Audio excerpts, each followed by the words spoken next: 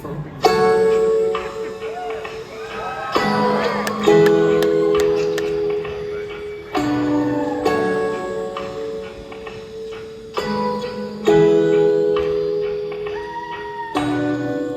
From the very first moment I saw you, that's when I knew all the dreams I held in my heart would suddenly come true. Knocked me over stone cold sober, not a thing I can say I do. It's even when I'm walking with you now, my eyes are so wide. It's like you reach right into my head and you turn on the light inside, turning on the lights inside my mind. Yeah, come on, baby, it's alright. Shining round and down that red and blue and white, it's plain to see. Be mine, the lady shining night out there. What's the difference anyway? Baby, to your heart belongs to me. If I had some influence, girl, with the powers that be, I'd have 'em fire that arrow at you like a fighting right at me. Maybe when your heart and soul open, you might see that every time I'm talking with you, it's always over too soon. And every day feels so incomplete till you walk into the room. Say the word now, girl, and I'll jump that moon. Yeah, come on, baby, it's okay. The rain is shining out there. There's nothing in the way now. Can't you see? Oh, be mine, when it's summer day or night. Send the green or Fahrenheit. Baby, to your heart belongs to me. Oh, be mine, Thursday, Friday, shout loud. Why you gotta laugh so strong? How can it be wrong now? Blessing me, see it. Oh, be mine, jumping Jesus, holy cow. What's the difference anyhow? Baby, to your heart belongs to me.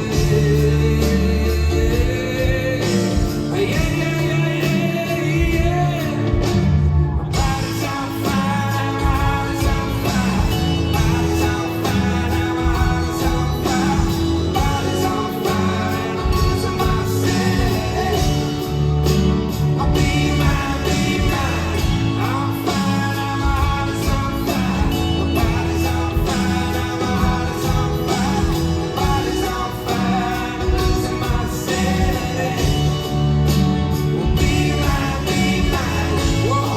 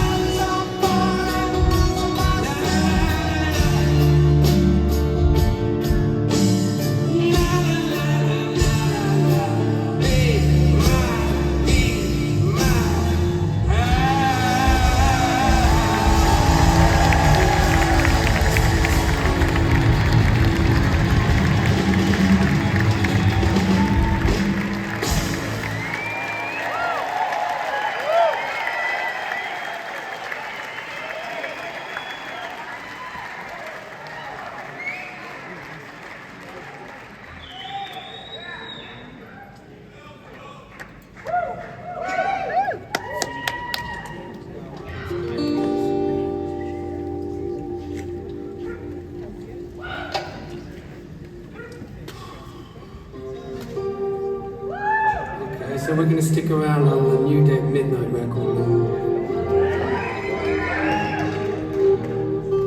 This one's called Long Distance Call.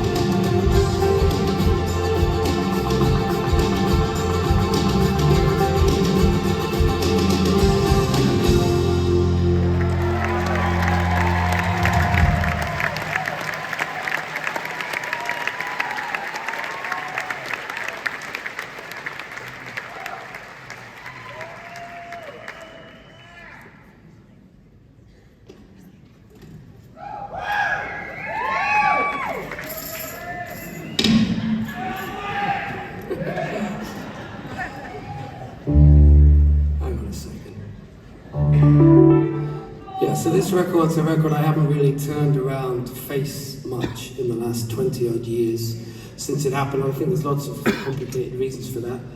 There was a lot of sort of weird, kind of difficult stuff going on all at the same time, maybe more than one small human being like me could cope with, and it's all sort of bound into the music somewhat.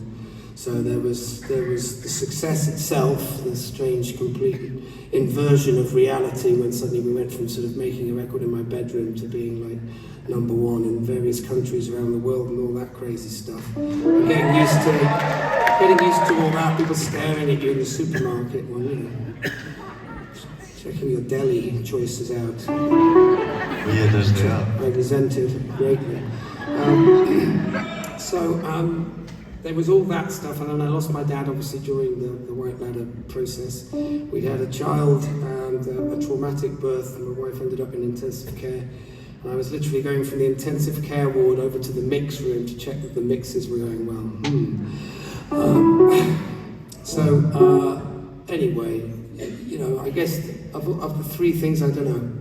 which was the bigger, but losing my dad was a game changer for sure. And this next song was the first song I wrote after he died, and he died in this kind of rather splendid way. He kind of fooled us all into a sort of state of celebration about his life. He said, you know, I'm going a bit early, but let's just celebrate what I've done. I've crammed a lot in. So we had a huge party at his house, and all his friends came from all over the country, and then there was a golf competition, and then a disco. The boys came down, we played a gig for him, then there was a sort of party with a disco after that, and we got him back and we put him back to bed, and that was on the Sunday night, and Monday morning we got up and said goodbye to all the people who'd come down. And then he was dead less than 24 hours later. It was astonishing. So he did this kind of magic trick and died on Valentine's Day. It's as difficult as it is. It was a great gift to be with him when he died. To watch him go. There are so many other awful ways that things play out where that time isn't granted you.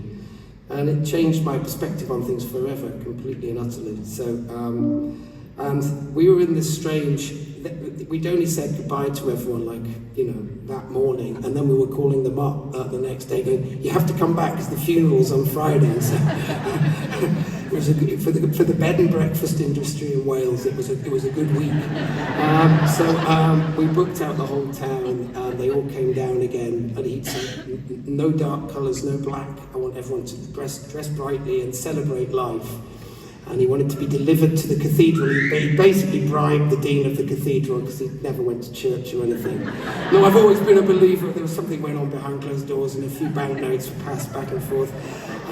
Not that anything like that would ever happen in the church. He made a donation, let's just say, to Episcopal funds.